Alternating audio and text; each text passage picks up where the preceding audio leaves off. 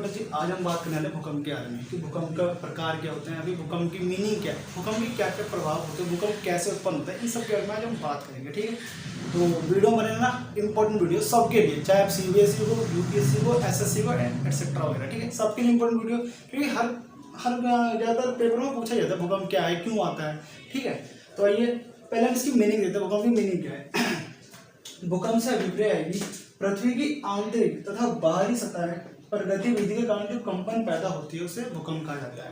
पहली बात बेटा जी, पृथ्वी आपको पता हमारी पृथ्वी की कितनी सतह है, 3 सतह है बेटा पृथ्वी की, भूपर्वती, मेंटल और क्रोड।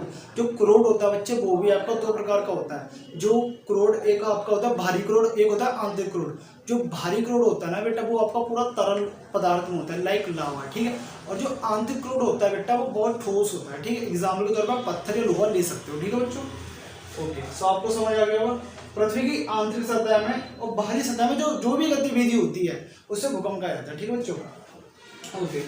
टाइप्स देख लेते हैं बच्चों, भूकंप के प्रकार कितने होते हैं। भूकंप के बच्चों 2 प्रकार हैं, एक है आपका भूगर्भिक, एक है आपका धरातलीय। कौन कौन से 2 प्रकार हैं, भूगर्भिक और धरातलीय। बेटा जी भूगर्भिक भूकंप क्या होता है। भूगर्भिक भूकंप बेटा वो होते हैं जो आपकी पृथ्वी की या फिर पृथ्वी के अंदर से होते हैं। ठीक है, एग्जाम्पल के तौर पर मेंटल क्रोड, जो मेंटल क्रोड में भूकंप उत्पन्न होगा बच्चे वो भूगर्भिक भूकंप होगा। ठीक है, धरातलीय भूकंप, धरातलीय भूकंप वो भूकंप होता है बच्चे जो भूपर्वती के ऊपर होता है, लाइक जैसे कि आपका ज्वालामुखी फट रही है। ठीक है, ज्वालामुखी जब फटती है तो भी उसके आसपास कंपन होती है ना बच्चों, तो बेटा वो भी एक धरातलीय भूकंप होगा, ना कि भूगर्भिक। ठीक है बच्चों, हाँ। अब देखो भूगर्भिक भूकंप के प्रकार, जो आपका भूगर्भिक तरंग है ना भूकंप है, उसके भी 2 प्रकार है, पी तरंगे और एस तरंगे। ये इंपॉर्टेंट है बच्चों, ध्यान में रखना। ठीक है, आई थिंक आप लोग समझ गए, मीनिंग समझ गए, टाइप समझ गए। मीनिंग क्या है, भूकंप से विक्रिया है आंतरिक और बाहरी सतह पर जो भी आपके गतिविधि होती है उसे भूकंप कहते हैं। ठीक है बच्चों, और जो भूकंप के प्रकार होते हैं दो प्रकार होते हैं, भूगर्भिक और धरातलीय। भूगर्भिक भूकंप हमें पता है जो पृथ्वी के अंदर होते हो, मेंटल क्रोड में जो भी कंपन होगी वो आपकी भूगर्भिक तरंग भूगर्भिक भूकंप है। जो भी धरातल पे वो होगी गतिविधि वो आपका धरातलीय भूकंप है। एग्जाम्पल के तौर पर आप ज्वालामुखी ले सकते हो।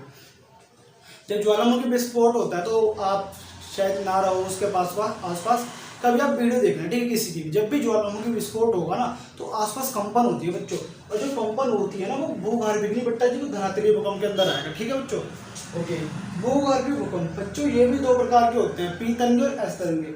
बने रहना गाइस, एक और जल्दी से स्क्रीनशॉट लेके लिख लीजिए। आपकी भूगर्भिक तरंगे होती है 2 प्रकार की होती है, पी तरंगे और एस तरंगे। ठीक है, पहले बेटा जी पी तरंगे के बारे में बात करते हैं, क्या होती है। तो देखो ये एस तरंगों के मुकाबले ज़्यादा ताकतवर होती है। ठीक है, जो एस तरंगे होती है वो सिर्फ एक अवस्था से गुजरती है, सिर्फ ठोस अवस्था से, बट जो आपकी पी तरंगे होती है ना ठोस द्रव तीनों अवस्थाओं से गुजर सकती हैं ये, इसलिए ये आपकी एस तरंग से ज़्यादा पावरफुल होती है। ठीक है बच्चों, फिर देखो पी तरंगे धरातल पर सबसे पहले पहुंचती हैं, याद रखना ये कौन, इस कारण से प्राथमिक तरंगे भी कहते हैं। पी तरंगे धरातल पर सबसे पहले पहुंचती है, क्यों, क्योंकि भाई देखो वो कहीं नहीं रुकती, वो सीधे क्या नाम है ठोस से भी जाती है, तरल से भी द्रव से आती है।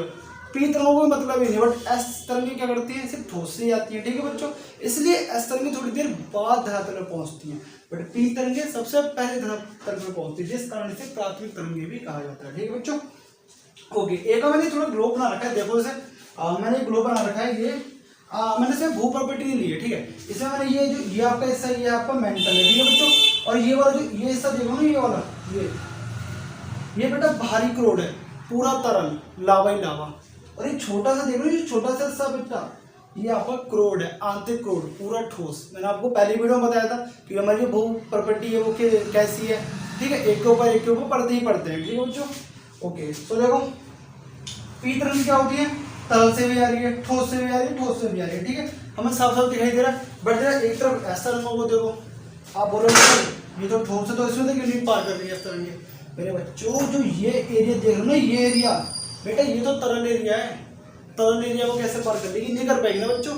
इस कारण ये इस एरिया को पार ही नहीं कर पाएगी, जिस कारण ये सिर्फ ठोस से ही चलेगी, यानी सिर्फ और सिर्फ मेंटल में ही चलेगी। ठीक है बच्चों, और देखो जो ये एरिया बच रहा है ना, ये जो एरिया बच रहा है ये वाला, ठीक है, इस एरिया को हम क्या कहते हैं, भूकंप छाया क्षेत्र, यानी कि यहाँ पर भूकंप नहीं आ सकता। ऐसी पी तरंगों में देखो ये एरिया देखो, ये एरिया ये बच रहा है, यहाँ पे भूकंप आ ही नहीं सकता, क्योंकि ये क्या है, भूकंप का छाया क्षेत्र है। ठीक है बच्चों, पी तरंगे समझ गए। ओके, अब एस तरंगों के ऊपर बात करते हैं। देखो यह तरंगें पी तरंगों के मुकाबले कम ताकतवर होती हैं। एस तरंगों में केवल ठोस अवस्था चलती है। एस तरंगें धरातल पर कुछ समय बाद पहुंचती है, इसलिए इन्हें द्वितीय तरंग कहा जाता है। कोई क्वेश्चन बच्चों? जल्दी से स्क्रीनशॉट लो या फिर लिखो जल्दी से, फिर मैं आपको एक बार पूरा बताता हूँ, ठीक है? लिख लिया? चलो अब देखो दोस्तों, मैंने शुरू में आपको क्या बताया था, भूकंप हमारे दो प्रकार के होते हैं। पहला आपका कौन सा था बेटा? पहला था आपका भूगर्भिक भूकंप, एक था आपका धरातलीय भूकंप, था बच्चों। अब बेटा जी जो भूगर्भिक तरंग जो भूगर्भिक भूकंप है ना, इनके बेटा जी दो टाइप्स बताए थे मैंने आपको। एक था आपका पी तरंग और एक था आपका एस तरंग। पी तरंग देखो, पी तरंग बेटा क्या होती है, एस तरंगों के मुकाबले ज्यादा ताकतवर होती है। ये देखो ज्यादा ताकतवर क्यों होती है? क्योंकि पी तरंगें ठोस, द्रव, गैस तीनों अवस्थाओं से गुजर सकती हैं, बट एस तरंगें क्या करती है, सिर्फ और सिर्फ ठोस अवस्था से गुजरती है, ठीक है बच्चों? जिस कारण पी तरंग एस तरंग से ज्यादा ताकतवर होती है। और नीचे पी तरंगें धरातल पर सबसे पहले पहुंचती है, जिस कारण प्राथमिक तरंग भी कहते हैं। समझ गए बच्चों? जो पी तरंगें होती है वो क्या करती है, ठोस, जैसे बोले तो आपकी भूपर्पटी होती है ना, एकदम फ्लैट, जो सबसे ऊपरी भाग होता है उस पर सबसे पहले पहुंचती है, बट एस तरंगें थोड़ी देर बाद पहुंचती है, जिस कारण एस तरंगों को द्वितीय तरंगें भी कहा जाता है, ठीक है? अब देखो पी तरंगें भी धरातल पर सबसे पहले क्यों पहुंचती है? ये इसलिए पहुंची कि तीनों अवस्थाओं से गुजर रही है। जो आपका ये वाला भाग है ना, ये बेटा जी मेंटल है, और जो ये वाला भाग है ना, ये है भारी क्रोड, और ये अंदर वाला जो भाग है ना, इसको कहते हैं आंतरिक क्रोड। मैंने आपको बताया था ना बच्चों कि जो हमारी भूपर्पटी है, जो पृथ्वी है, उसके ऊपर लेयर्स है। सबसे पहली लेयर्स जो सबसे अंदर की लेयर्स है ना, उसे हम कहते हैं आंतरिक क्रोड। आंतरिक क्रोड बेटा जी पूरा ठोस है, ये बात याद रखना, ठीक है? और जो उससे ऊपर एक होता है ना, उससे हम कहते हैं बेटा जी भारी क्रोड। भारी क्रोड पूरा आपका लावा की तरह, एग्जाम्पल क्या हम बोल सकते हैं, पूरा तरल अवस्था में, ठीक है? कौन सा है वो? भारी क्रोड। अब जो मेंटल होता है ना बेटा, ये भी ठोस ही है, नहीं तरल नहीं ठोस, ये ठोस ही है, ठीक है बच्चों? अब पूछो भाई ठोस कैसे? अरे मेरे भाइयों, कभी खोदा है तुमने? कभी जमीन खोदना, दिखता है ना ठोस।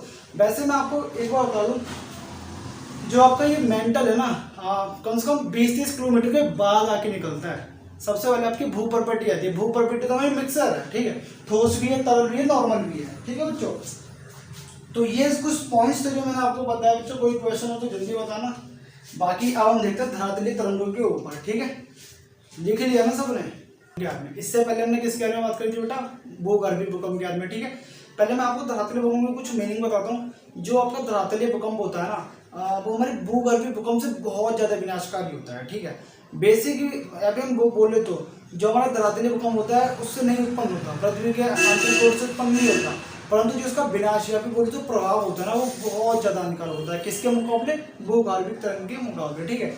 और इसके कोई प्रभाव है, या फिर हम बोल सकते हैं कि ये जो धरातलीय भूकंप है वो उत्पन्न कैसे होता है? पहला है ज्वालामुखी विस्फोट होती है, ठीक है? लाइक मान लो कि ज्वालामुखी है, ठीक है? विस्फोट हुई, यहाँ से ज्वालामुखी विस्फोट हुई।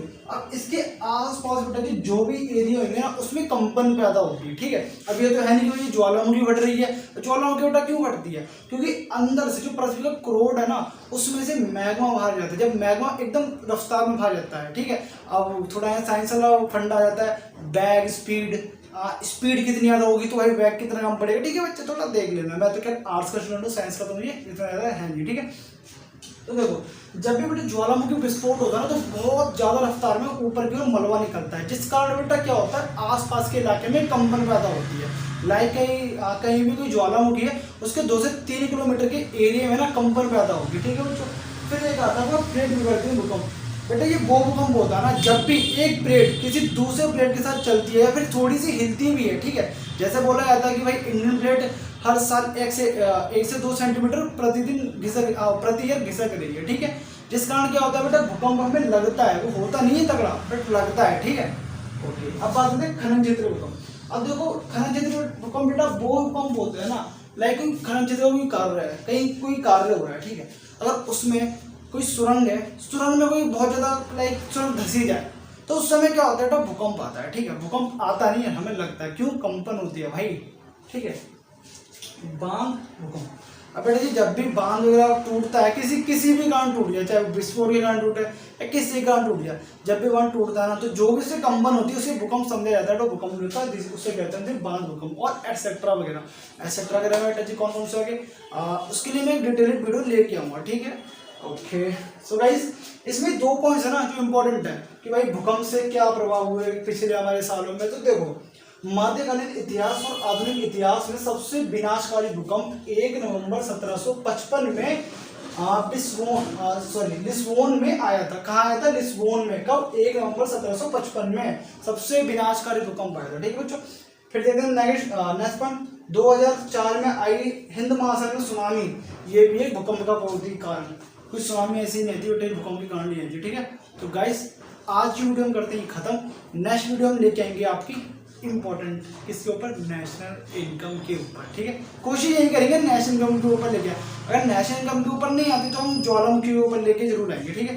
तो गाइस सपोर्ट करा करो यार, शेयर लाइक मारा करो, ठीक है। बाकी कोई क्वेश्चन हो तो मुझे बोलना, मेरे ग्रुप में ज्वाइन रहना व्हाट्सएप के, वहाँ आपका सारा हो जाएगा। तो थैंक यू गाइस।